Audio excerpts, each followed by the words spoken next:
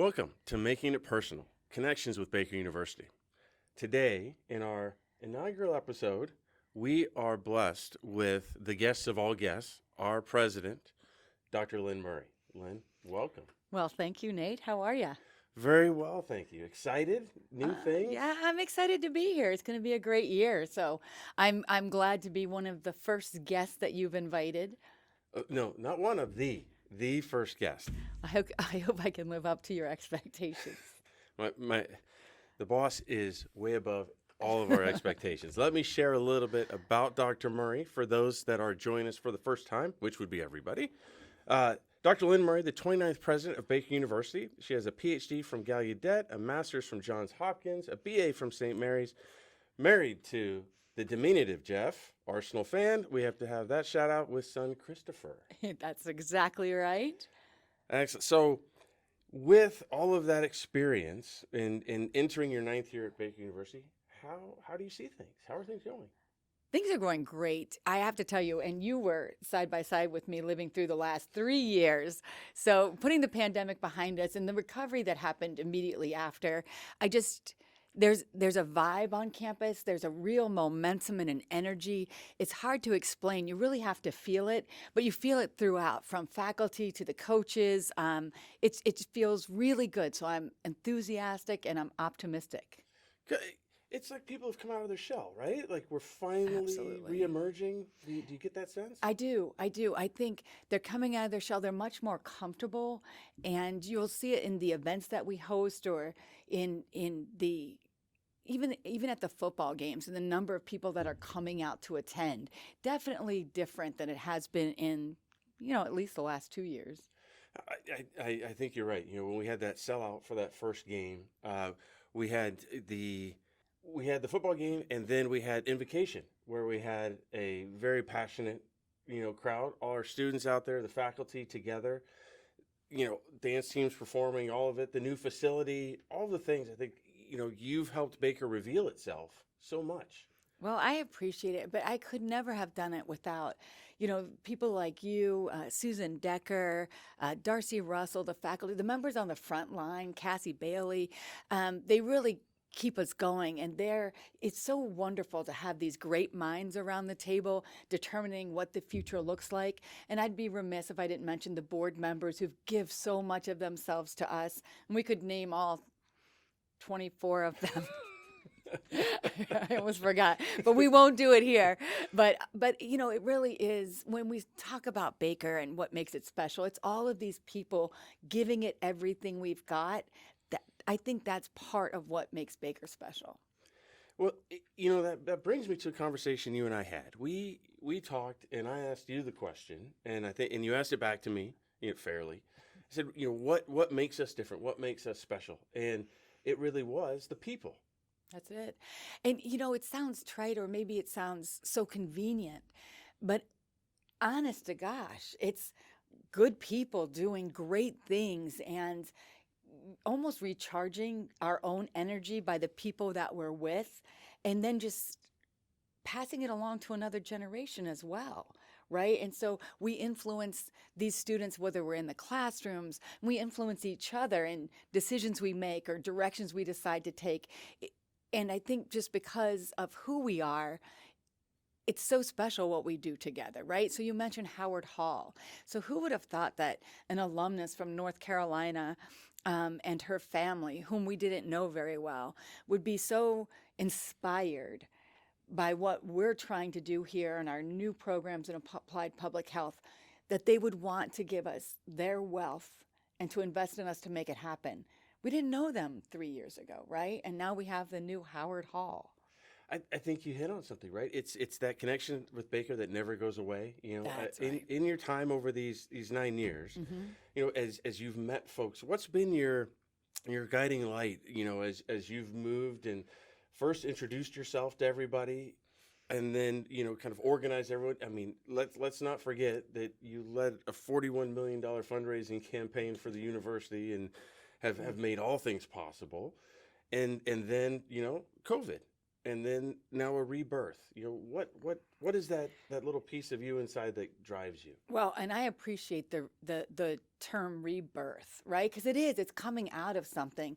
Forever Orange was just an amazing feat. When I came into Baker University with a fundraising background and I studied, you know, is it possible? How much can we raise? Nothing said $41 million. The science said the data, our board members are saying, use the data. I used the data. It was a solid 20 million. But then people, they really spoke up. They spoke up with their financial support. And they gave what they had and more, and they introduced us to still others that we hadn't known about. And so for me, that was a huge achievement. And when I can look at the young people coming in and their parents and say, no, we have raised $11 million in scholarships to make this affordable, it means something, right? When we can look at the young athletes and say to them, yes, these fields are brand new. You don't have to use what were they? The latrines out back, right? Like we have indoor facilities now for our softball and baseball teams. Or when you see Joanne Jansen and the primary text and these new chairs we were able to create, it's good stuff. So then the pandemic kind of halted. It didn't halt, as we know, it didn't halt what we were doing. It just changed it. So instead of building for the future, we were dealing with, how am I going to teach 900 kids without the safety precautions, without the guidelines? We built 6 outdoor classrooms. I say built, very loose. And I say classrooms even more loosely, right? But we made it happen. Well, it almost forced us to go back to the original Methodist ministers, right? We're just gathering out here on the plains, and we are educating the young So true. a little bit. Oh, I feel so bad. As we were working it out, our IT staff and our faculty, I would go into the classrooms and they would have students spaced apart and, barely their technology with a microphone on that you couldn't hear, and just trying to make it work. I don't know that anybody other than those of us who lived in it, in education, can really describe for others just how challenging it was. And so we did shift. And for 2 or 3 years, we were dealing with what was right in front of us. So what's beautiful about now is that in this rebirth, as you mentioned, it's dreaming again. It's really like looking to the future and saying, now, where were we? For sure. As you're from the East Coast, I'm from the West Coast, and yeah. I feel like we're part of the pioneer spirit again as we're looking forward and exploring all of the new things that are coming to school. Yeah, and you mentioned connections, and you couldn't be more right. So whether they're board members and running national companies who are informing us about industry needs and about market demands and where we should build out curricula, to getting them together with our faculty members and their willingness to sit with us, right? And so they sit with our faculty members, they talk about what we need, we talk about what we've got and where the gap is. It's just been wonderful to witness, and it's all because of those connections and the caring nature of the people at Baker. Right? People want to help.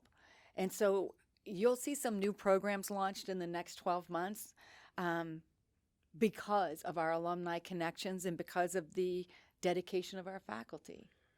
As I listen to you, I hear your ability to connect, your ability to meet those successful people, right? You've talked about alums that are running billion-dollar companies, mm-hmm. and they're coming to you saying, this is what we see. This is what we can do. I want to ask you, where did that strength to be in that room come from? To stand with those sorts, because as you imagine, sharks respect sharks, right? There aren't any minnows. What are you implying here? Strength only. No.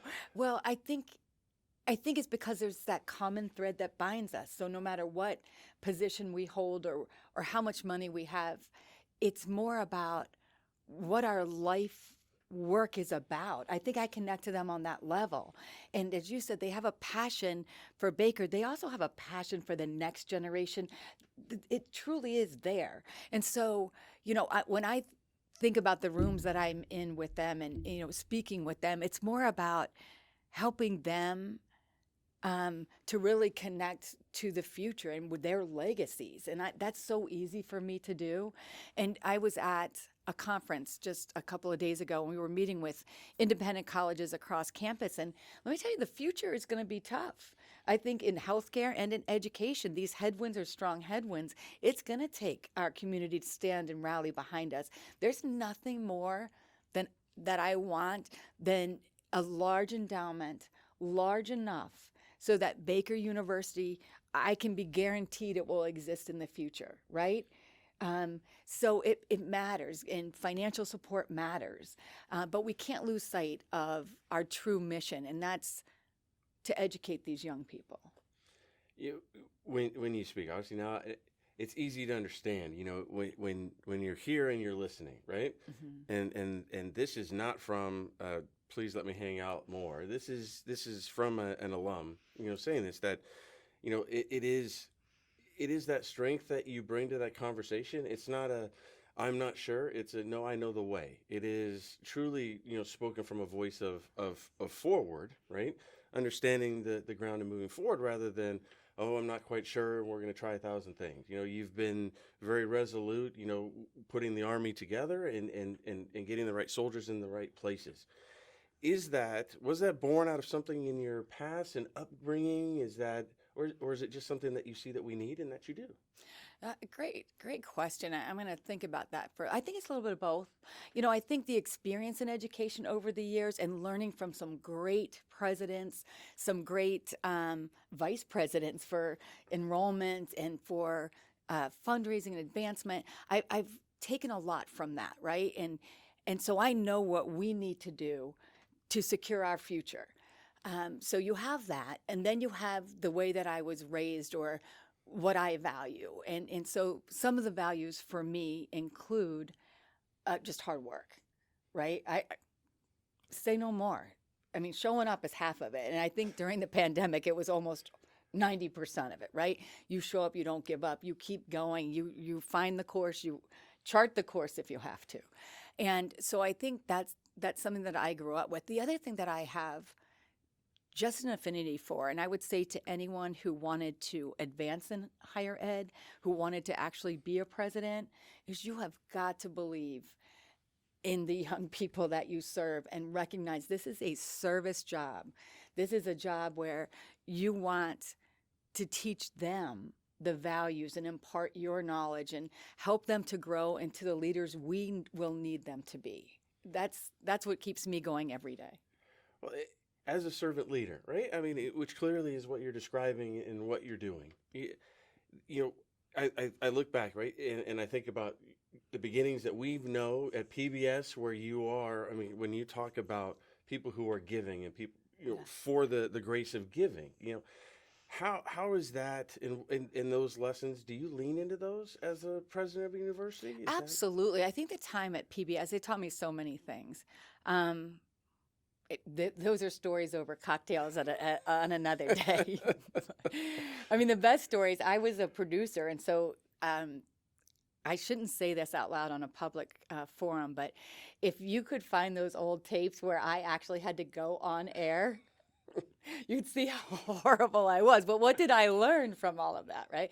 So I learned to be prepared, and I learned to be a jack of all trades, if you will.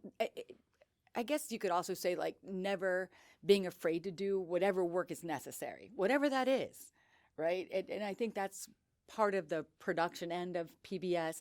And I think the philanthropic end is just, witnessing not only the people whom you're assisting and their gratitude, but really the people who are just able and willing to give of themselves so much, to believe in something and give that. It's touching to me. And it does remind me of, the Methodist roots at Baker, and kind of takes me back to that faith that we have, right, in the common good.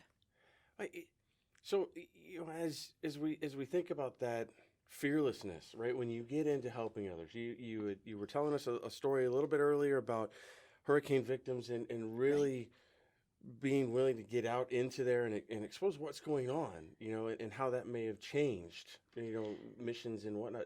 How do you translate that into a message for young people today? How do you say, leap, it's okay? Right? I think do the right thing. I think it's amazing what will happen when you choose to do the right thing. And so I remember it was in Miami, Hurricane Andrew was coming. We were doing our job at PBS. We were raising money for that PBS station. And, um, and then we just saw the community devastated. And a producer, I wasn't a producer at that time. I think I was an assistant producer, and a producer and vice president. They had the team right there. We were just talking, and so many of our family and friends had been affected. In that moment, they said, "What are we doing? Why are we raising money for public television when they don't even have water 5 miles down the road?" And like this, we started producing and asking people to give money, put up a phone number, call us, let's get the funds where they need to be for who needs help the most. And it was magical in that suddenly we had the attention of a national audience. And we had all the national PBS shows, the Ken Burns, the like famous people. Then we had the corporate sponsors, McDonald's, everybody come and say, what do you need? How can we help? So we were able to mobilize so much more and get so much more help there. It truly was life-changing. I will tell you, as a Baker alum, someone who's been fortunate enough to be a part of the community for a long time, hearing that somebody like yourself, who is ground zero with people, getting through a hurricane, right? Yeah. It makes me think of a Frank Bizzigano who was at 9/11 and marched people out of Building 7 before it collapsed, and part of that, and the people who just make a difference when making a difference really, really matters, What a right? beautiful example. I mean, I can't think of anything more like that touches my heart when I think of Frank Bizignano. For those of you who don't know, a Baker grad, that's what he did. And he did it not because somebody directed him to do it. He did it because that's what needed to be done. No, I'm going to do it. He took the lead. Amazing, amazing just examples. And I bet across our community we could come up with some just truly monumental like stories of people doing just that. Absolutely. I want to ask you this, and this is it's half a pivot, but growing up on the East Coast, having worked out there most of your career, and then coming to the Midwest, you have a very different way of doing things. As a West Coaster, my time in the Midwest, living on the East Coast, my mom's from New York City. These are very different environments. What have you enjoyed about getting to know the people here in the Midwest? Well, first I have to tell you, I'm going to tell a story. Do you remember Connie Deal? She worked in HR for Yes. Baker for many years. So shout out to Connie Deal.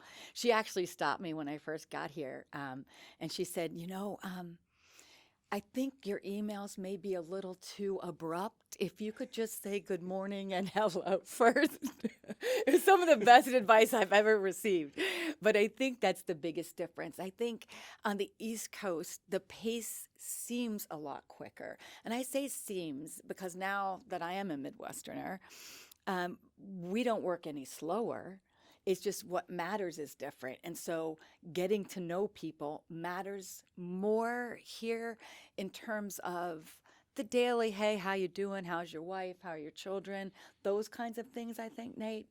At least that's been my experience. What do you think? No, I think you're right. I think there's a greater depth to what people want from you. Yeah. Not that I think everybody needs that greater depth, but I think when you're on a coast, it is. I'm moving, and there's almost a, how far am I really going to, travel down the road with you? Are you really in the car? And I think when you come out here, people are in the car. They're like, hey, we're going. Are you coming? Like, let's go. I want to It go. And I was want the to help. strangest thing. People would always offer me rides here. I'm like, what are you talking about? Like we don't ride anywhere. First of all, we take metro, Public transport. public transportation most of my life. I'm not used to driving with anyone. Carpooling, no. But it is that. It is a different depth. I like how you explain that. I saw it first at meals. It was, you go out, you talk with the people you're with. There it is. You come out here and people, hey, have you tried that? What is that? I like this. Oh my, let me tell you what you need to know. Yeah. Like you never know a stranger, right? Exactly. That's what I feel like. And I love the wave from the truck, I'm learning. I think I'm so cool now when I do that. When I get to drive Jeff's truck, which isn't very often. Oh yeah. I mean, high on the road up there. Do not mess around. We're 3 seconds from East Coast, just so you know. We go. As you've embraced the people and whatnot, I know that finding time for yourself, right? As people are want to know more about you, it felt this way for me that I almost recoil a little bit when I'm alone because you feel like you're always on. Right. Do you remember, have you done those tests? Like all of us had to do tests back in the day. Again, I'm dating myself. Where, you're an extrovert or you're this, you're that. What I found is the more demands. So I always thought I was an extrovert. If I took the test back in the day, that's what it was. But I think the more demands that you have to be out in public and on, the more that when you're alone, you do just want to be alone. Right. And so recoil. Yeah. You just need some space to re-energize. I think that might be what people, as they see the energy. I mean, you're larger than life. I mean, this isn't a platitude. This is like when you come out, like your presence. You come in the room and you run a room, but that's. I mean, the battery is right. Well, you guys have seen, anybody who's worked close with me knows when the battery needs to be recharged, right? We see the dogs. Here we go. It's time. So, speaking of that time, right? There's a rumor that you're an accomplished artist and that you may spend some time creating. Would you like to share I do. that? So, what people don't know, I was an English major. Like I one of 5 girls, and my mother and father, when I was in college, said, "What are you going to do with an English degree?" I mean, I remember these conversations. So when I got this job, I said to my mom, "What do you think now about that English degree?" Right? This to say that don't ever undersell the value of a liberal arts education, right? It's so much more than the degree. So I used to read, and then the pandemic hit, and it was my favorite hobby. It's a cheap hobby. I mean, other people have more expensive hobbies, but for me, I just love to read. So I would read often. But during the pandemic, I couldn't focus. And so I had such a hard time reading. So I didn't have an escape. And so I don't know, Jeff and I have known each other forever, and he knew I was struggling. And so he just found on some feed or something, paint by numbers. I know it sounds crazy, especially, to take up a hobby this late in life, but he got it for me just so that I would have a respite from all the things going on in my mind. And I loved it. And so I just started doing the paint by numbers, and it was wonderful. Have you ever done it? Not in a long time. Right. No, it's wonderful when all you have to think about is where 12 is on a canvas. It's wonderful. You could do it for hours. So I was doing it, and then it was Jeff, of course, who pushed and said, why don't you start your own canvas? So he got me an easel, he got me a canvas, and in 2021 I started. So I love it, but I haven't had time to get formal training, so I don't know if I'm accomplished. I'm struggling. What do they call it? Are they struggling? Starving artists? Yeah. Well, I mean, I'm only going to throw back with a little bit of history at you. I don't think Van Gogh, had a teacher. I think Right. I have a vision, right? Right. Monet has a vision. Monet has a vision. Well, Lynn Murray has YouTube. I'm kidding. And- But I do have a vision. But also, we're very blessed. I mean, just to learn it. And it is joyful. It is such a peace of mind for me just to do something that isn't work related. Do you know what I mean? No, well, 100%. I think your responsibilities, they are so broad and wide, and I think one of the things people get, and I hope they're hearing come through, is your concern for others, right? So when you leave the house, your concern for everybody else is on, and that those self-care moments, right? And that you have It somebody like Jeff matters. who recognizes that That's it. you And need I that. don't know if you know much about him, but he is an accomplished chef. So when we're at home, he's cooking, I'm painting. Life is good. It's good. So before I let you go, I have three questions, and Uh-oh. Now this we is our now here we three go, question right? segment. I think one is a layup, right? The other two, we're going to ask you for some realness here. Okay. All right, what would you tell new graduates to be prepared for in the world? Change. There we go. I mean, I think to be prepared in this world, they have to just be prepared for change. And I think they will be best served by the soft skills that higher ed is teaching them. What do I mean by that? The conflict negotiation. I mean, the collaboration. These are things that they will need. And I feel very confident in whom we're graduating and that they'll be able to do this. But nothing's going to prepare you for some of the things that you and I have faced in our careers. It- And you've got to rely on those skills that were built over time. Please, young people, listen to this, right? And really, all of us listen. Change is the thing that doesn't change. It's the only predictable thing. That's right. Right. That's right. All right, easy one, perhaps. Carolina or Kansas City barbecue? Kansas City barbecue. Yeah, she Kansas knows. City beef too. Like I had no idea till I moved to Kansas. So Kansas City all the way. All right, there we go. And then last one, and open-ended for you. What brings you joy? What brings me joy? I would say the easy answer is my husband. Life with my husband brings me great joy. I would also say what brings me joy, people, right? I get a lot of joy just from seeing how our lives intersect and how, again, jointly what we can do together. And I guess simply travel, good food, right? Days off. That gives me joy. Do you know what would give me greatest joy? If anyone wants to help me achieve the greatest joy, is an endowment large enough to secure Baker's future. What, 100 million? That 1 is- billion. That's I'm, it. I'm here to be your agent of joy as we go. Help me. No, but sincerely, what gives you joy, Nate? No, Throw it back at you. I think right now in life, right? I think you hit on it. First, my family. When I having a daughter, the seeing her walk across the stage, Yes. right? And seeing my son as a freshman in class, and that they embraced the Baker experience. Love it. That I got married on campus, right? Yes. But I would say what brings me joy is that Baker's provided me a life where I can make choices.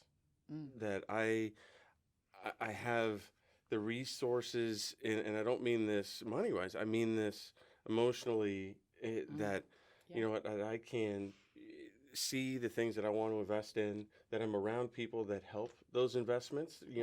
This was an idea that I had somebody I know support and say that we could. We have Aston behind the camera. It's these kind of moments that Shout bring me- out to Aston, self-taught, doing this great work. But you're right, isn't this I mean, a great example? yeah, that brings me joy. And then the last part is the smell of the ocean. When I get to go home Ah, and you get off the plane in San Diego and you can smell the ocean like that. mm, Dr. Murray, thank you so much. thank you. This was fun, Nate.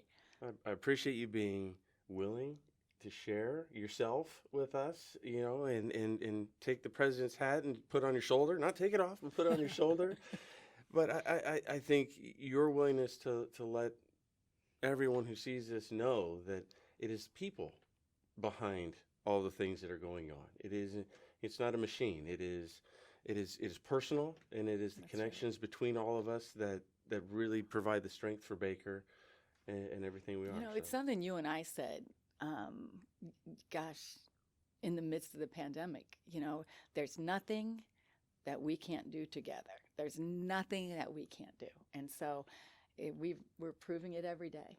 So thank you. I appreciate it. Well, that concludes our first of many podcast sessions with Dr. Lynn Murray. Thank you. Thank you.